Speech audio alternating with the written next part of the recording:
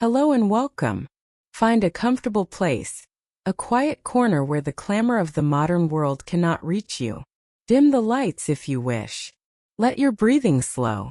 Tonight, we are embarking on a journey not to a place but to a person.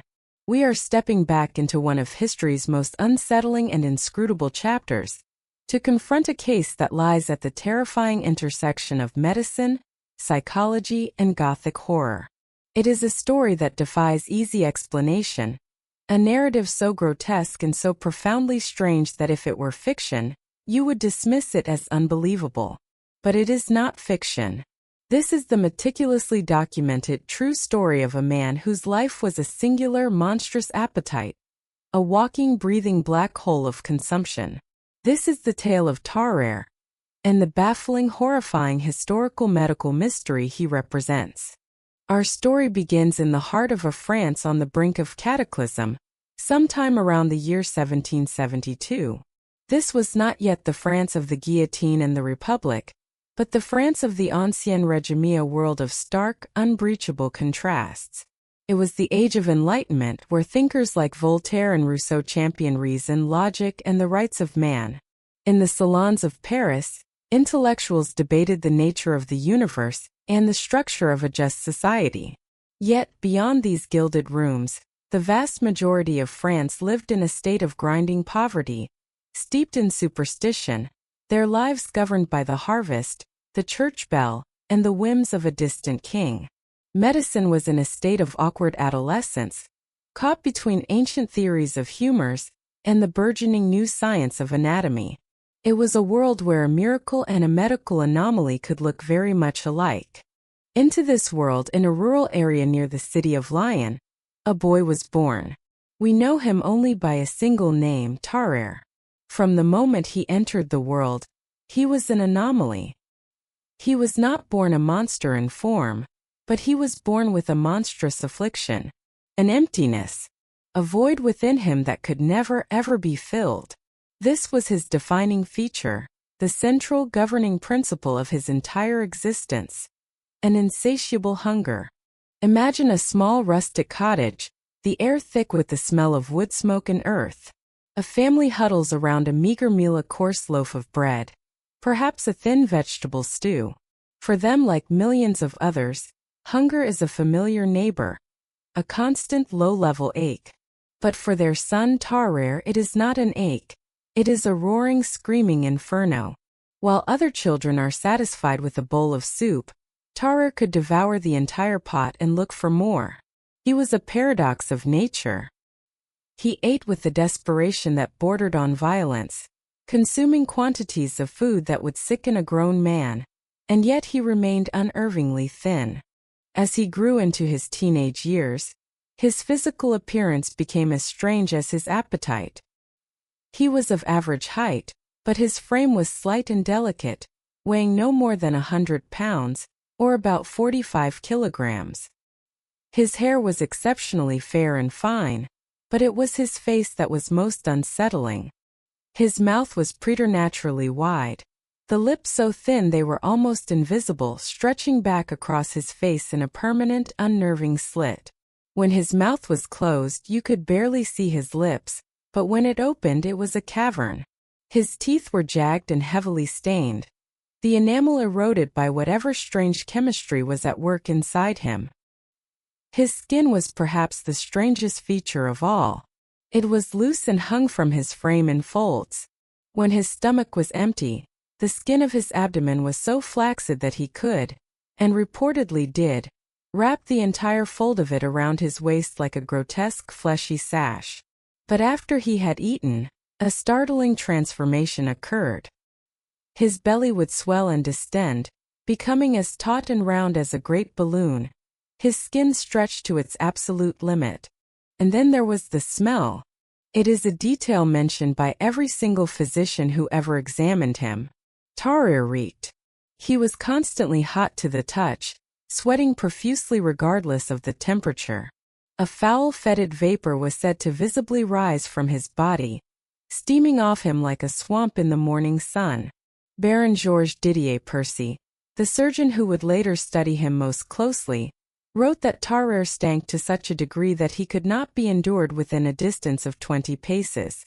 It was not the simple smell of poor hygiene. It was a corrupt, sickly odor, the scent of rot and decay emanating from a living being. It was the smell of his disease. For his parents, life with Tarrare must have been a living nightmare.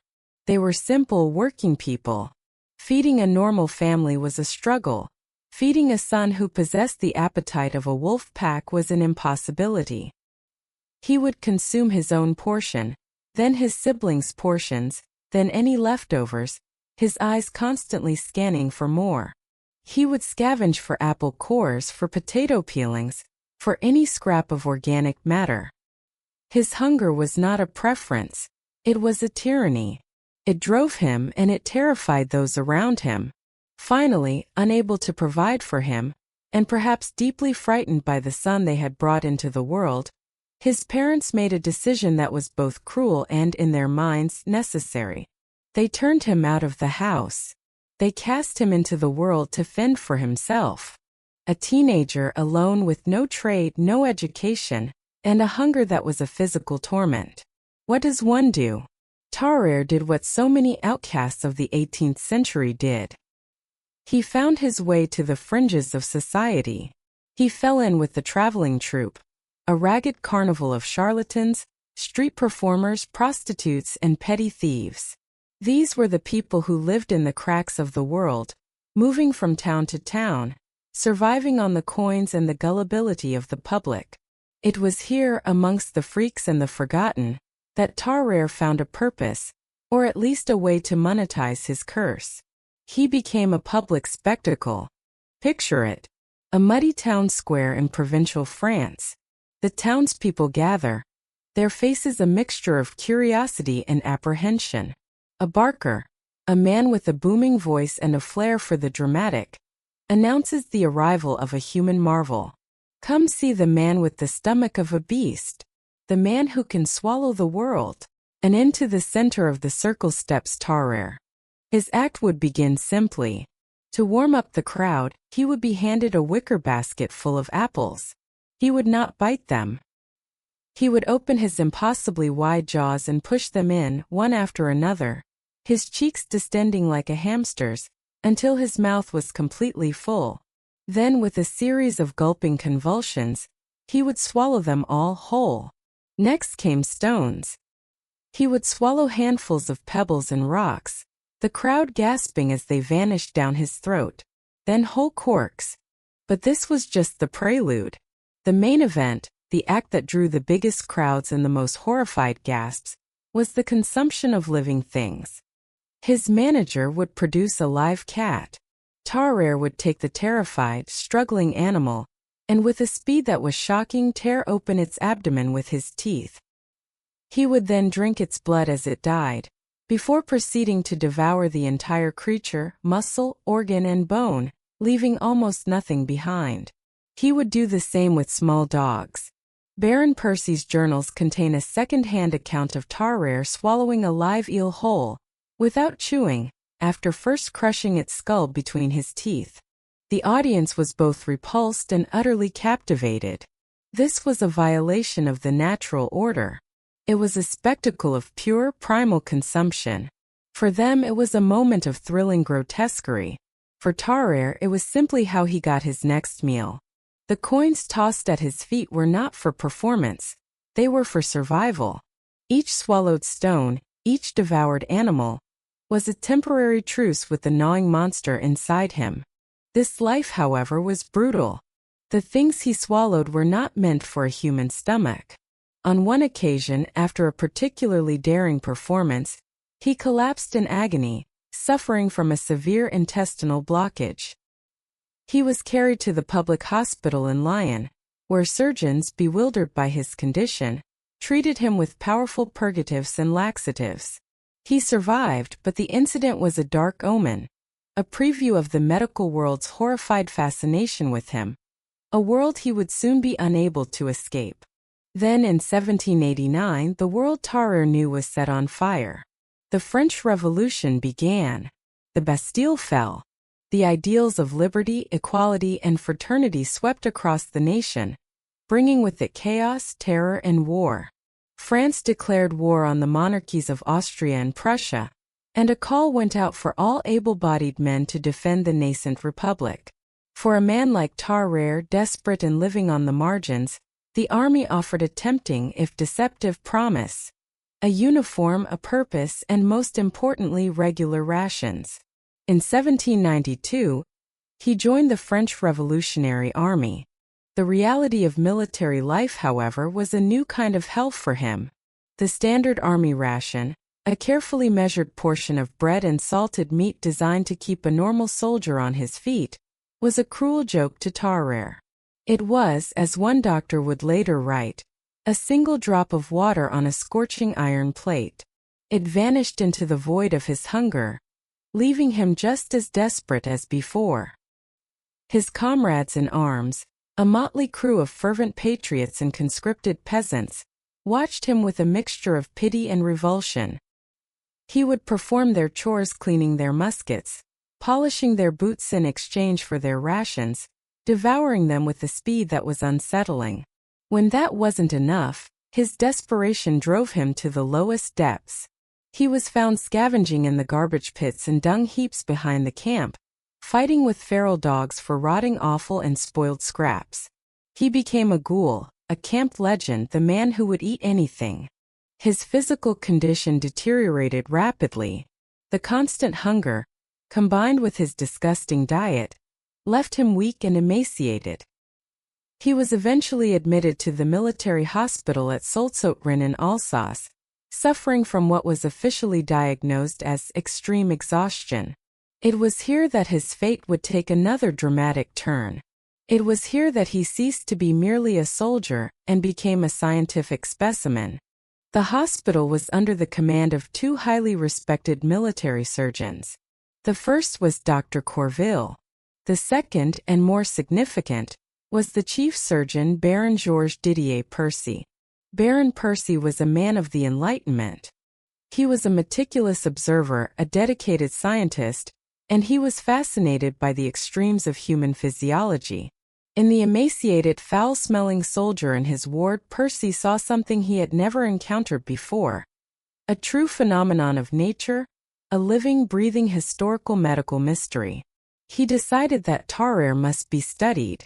Percy and Corville began with a simple test.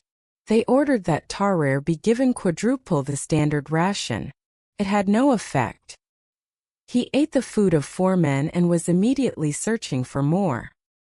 He began to roam the hospital wards at night, a spectral figure driven by his primal need. He would drink the discarded medicinal poultices from the apothecary. He was caught on more than one occasion in the surgery, attempting to drink the blood of patients who were being let as part of their treatment. He would scavenge from the bins, eating whatever he could find. Realizing that simple observation was not enough, Baron Percy decided to conduct a series of formal experiments to document the true extent of Tarrare's capacity. What he recorded in his journals remains one of the most bizarre and disturbing case studies in the history of medicine. The first experiment was a test of sheer volume. In the presence of General Alexander de Bornay, the commander of the Army of the Rhine, Percy prepared a meal for Tarrare. This was not a normal meal. It was a feast intended to feed 15 German laborers who were working nearby. It consisted of 2 massive meat pies, enormous plates of salt and grease, and 4 full gallons of milk. The staff gathered to watch, a mixture of scientific curiosity and morbid dread on their faces. Tarrare was brought in. He did not hesitate. He set upon the food with a silent, focused intensity, and he did not stop until every single morsel, every last drop of milk was gone. The aftermath was as shocking as the consumption itself. His thin frame vanished. His abdomen swelled up, hard and round and enormous, like a great wineskin filled to bursting. His face became flushed, his eyes bloodshot. A thick, foul-smelling vapor steamed from his body. He would let out guttural, stinking belches. Then, his energy depleted, he would fall into a deep, torpid sleep, a digestive coma. from which he was difficult to rouse. This was only the beginning of a truly strange history of medical experimentation. Having tested volume, Percy and Corville moved on to the nature of what Tarrare could consume. They presented him with a live cat. Percy's clinical, dispassionate description of what followed is chilling. He wrote that Tarrare's jaws opened and seized the unhappy animal by the head. He tore the cat's abdomen open with his teeth, drank its blood, and then proceeded to eat the entire creature, leaving only the bare, clean-picked skeleton.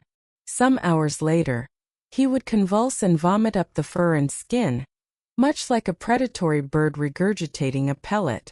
The doctors, now in the grip of a morbid scientific fervor, continued to test his limits. They brought him snakes, lizards, and puppies. He devoured them all without hesitation, reportedly developing a particular taste for snakes. They observed him swallow an entire dinner for a group of doctors, rolling it up and swallowing it like a pancake. He was a human furnace, burning through everything, but producing no discernible energy. He remained weak, thin, and listless. He was a paradox, a glutton who was starving to death. Baron Percy conducted a thorough physical examination, trying to find a rational anatomical explanation for what he was seeing. He found that Tarrare's esophagus was abnormally wide. When he opened his mouth and a doctor shone a light, they could see a vast, open channel leading directly down into his stomach. His teeth were powerful enough to crush bone, yet his other muscles were weak. His bodily functions were a horror. His diarrhea was chronic, constant, and in Percy's words, fetid beyond all conception. He was a man whose entire body had been hijacked by a single, inexplicable function: consumption. The story of this medical marvel, however, did not remain confined to the hospital. General de Beauharnais, who had witnessed the meal for 15, had been thinking. He was a military man, a pragmatist. He saw Tarrare not as a patient, but as a potential asset. If this man could swallow a cat, could he not also swallow a container? And if he could swallow a container, could he not be used to smuggle secret messages across enemy lines? The idea was as absurd as it was brilliant. The general proposed a test. Baron Percy was ordered to participate. He took a small wooden box about 2 inches in length and wrote a short message on a slip of paper, which he placed inside. He presented the box to Tarrare. Tarrare looked at it, then at the doctor, and without a moment's hesitation, he swallowed it. The general, the doctors, and the hospital staff waited. For 2 full days they waited. Finally, the box was recovered from Tarrare's excrement. It was cleaned and opened. The note inside was perfectly preserved, the ink clear and legible. General de Beauharnais was ecstatic. The plan was viable. Tarrare, the man with the insatiable hunger, was about to become a spy for the French Republic. His first and only mission was a fiasco of epic proportions. He was tasked with carrying a message to a French colonel who was being held as a prisoner of war by the Prussians in a fortress near the town of Neustadt. The message, of supposed great importance, was sealed inside the wooden box. Tarrare swallowed it. He was given a disguise, the simple clothes of a German peasant and a purse of money, and sent on his way. The mission was doomed from the start. Tarrare could not speak a single word of German. His bizarre physical appearance, his strange gait, and above all his overpowering, unforgettable stench, made him stand out like a sore thumb. He was a walking, reeking beacon of strangeness in a hostile land. He was captured by Prussian soldiers almost immediately. They searched him thoroughly but of course found nothing. They began to interrogate him. Tarrare was no soldier. He was no patriot. He was a simple, tormented man. Under the threat of violence, he broke down immediately and confessed the entire bizarre plan. The Prussian soldiers stared at him, bewildered. A man who swallows boxes? The idea was ludicrous. They took him to their commander. The commander, equally skeptical but intrigued, ordered Tarrare to be chained to a latrine and fed, so they could wait for this supposed secret message to emerge. For 30 excruciating hours, Tarrare was held captive, chained and humiliated, waiting for his body to give up its secret. Finally, the box appeared. The Prussian commander, now believing he was on the verge of a major intelligence coup, had the box retrieved and eagerly broke it open. He unfolded the paper, expecting to read the battle plans of the French army, the secrets of General de Beauharnais. Instead, the note was from Baron Percy. It simply said that if the message was retrieved, it would prove the viability of the method, and to please treat the bearer kindly. The entire mission had been a test. There were no secrets. The Prussian commander was incandescent with fury. He had been made a fool of by this foul-smelling, idiotic peasant and his French doctor.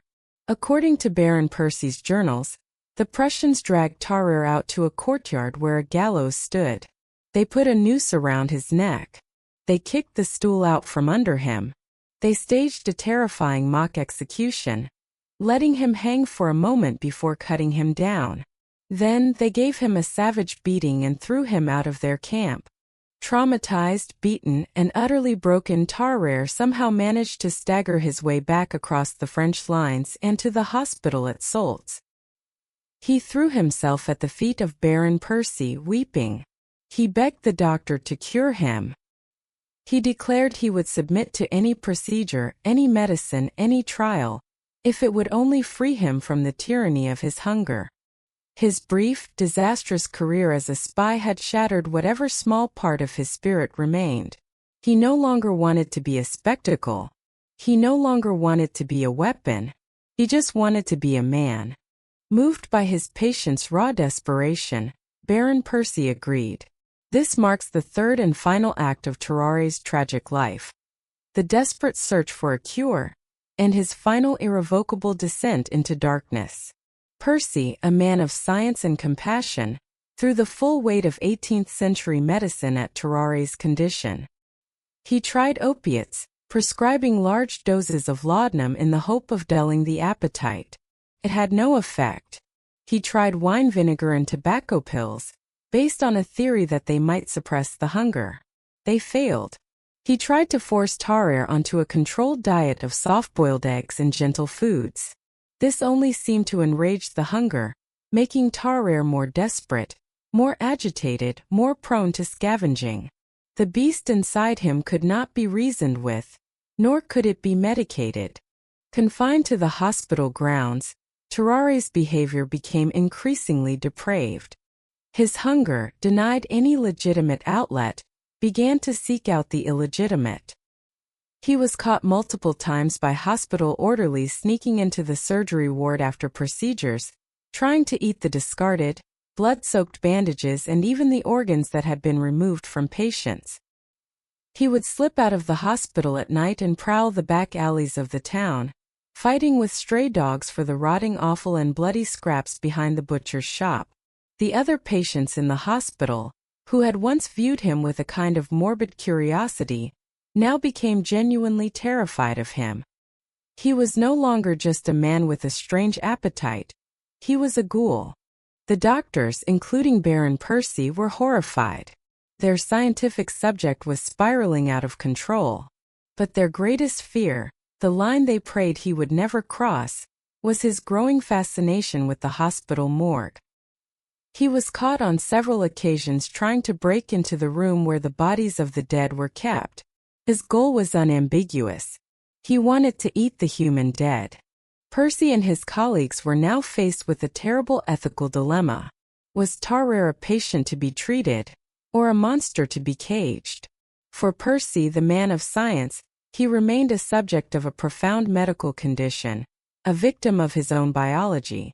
He argued to keep him in the hospital, to continue to study him, to protect society from him while still trying to understand him. But Tarrare's cunning, fueled by his all-consuming need, was greater than any lock or guard. And then the unthinkable happened. The final unforgivable line was crossed. A 14-month-old toddler, the child of a hospital worker, who had been playing in the hospital grounds, vanished without a trace. A frantic search was conducted. The child was gone. There was no evidence, no witnesses, no remains. But in the charged, fearful atmosphere of the hospital, there was only one suspect. Every eye turned to Tarrare. His known attempts to enter the morgue, his reputation for eating anything, his monstrous hunger, it all painted a picture of unimaginable horror. The public outcry was immediate and overwhelming. The hospital staff, who had once tolerated him, now recoiled from him in terror and disgust. Baron Percy could no longer defend him. Whether he personally believed Tarrare was guilty is lost to history, but he could not risk the reputation of his hospital or the safety of those within it. There was no trial, no formal accusation, just a grim, unspoken certainty. With a heavy heart, Percy was forced to expel Tarrare from the military hospital. And with that, Tarrare disappears from the historical record. He steps out of the hospital doors and into the shadows. For 4 years there is nothing. A black hole in his history. We are left to imagine what those years were like. A man with his appearance, his smell, his horrifying compulsion, wandering the roads and villages of a France still reeling from revolution and war. A spectral figure, driven by a need that could only be satisfied by acts that society deemed the most profane. We can only guess at the horrors he both endured and inflicted in his desperate, lonely quest for sustenance. He resurfaces 4 years later in 1798, at a public hospital in Versailles. He is a ghost of his former self, emaciated, weak, and clearly dying. He seeks out the chief physician, a man named M. Tessier. Tarrare tells the doctor a strange, rambling story. He claims that 2 years earlier he had swallowed a golden fork, and that it had become lodged sideways inside him and was now slowly killing him. M. Tessier, who knew of the legendary case of Tarrare, did not believe him. He examined the dying man and quickly diagnosed him with advanced, late-stage tuberculosis, complicated by his general state of decay. For a month, Tarrare lingered in the hospital, racked with pain and suffering from continuous debilitating exudative diarrhea. And then, at the age of just 26, the human furnace finally burned out. Tarrare died. Even in death, his body was an object of horror and fascination. The decay was astonishingly rapid. The stench that had plagued him in life intensified, becoming so overpowering that the surgeons and students who gathered for the autopsy could barely stand to be in the room. But M. Tessier was determined. This was the final chance to look inside the man, to solve the historical medical mystery of Tarrare once and for all. He made the first incision. What they found was a landscape of biological ruin. His gullet, the passage from his mouth to his stomach, was so abnormally wide that the surgeons could look directly down the channel, as if peering into a deep well. His entire body was riddled with infection, the cavities filled with pus. His liver and gallbladder were enormous, swollen to unnatural sizes. But it was the stomach that was the true seat of the horror. It was a vast flaccid bag, covered in ulcers and patches of decay, and it took up almost the entire space of his abdominal cavity. They had finally seen the engine of his hunger. But the sight offered no real explanation. It only confirmed the grotesquerie of his condition. It showed them the what, but it could not tell them the why. And of course there was no golden fork.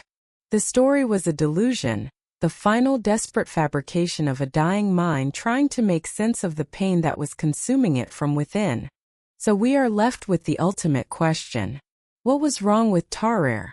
After more than 2 centuries, we are no closer to a definitive answer.